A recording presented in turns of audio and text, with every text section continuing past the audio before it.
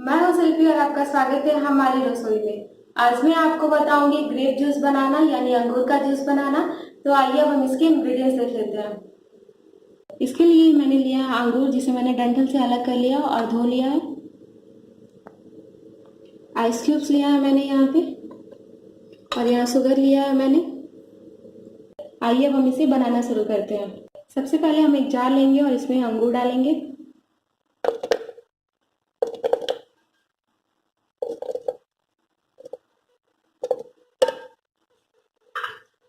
Sugar, ice cube. अब हम इसे ब्लेंड करेंगे।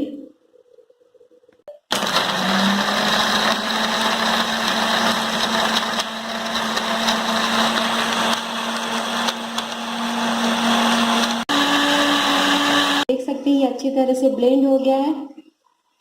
अब हम एक बाउल लेंगे और इसे छान लेंगे।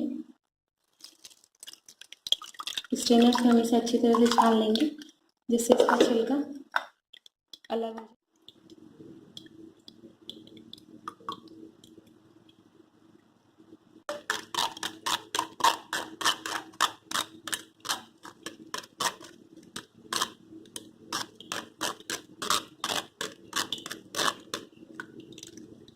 अब हमारा ये फ्रेश अंगूर का जूस बन के तैयार हो गया है। अब हम इसे ग्लास में डालेंगे।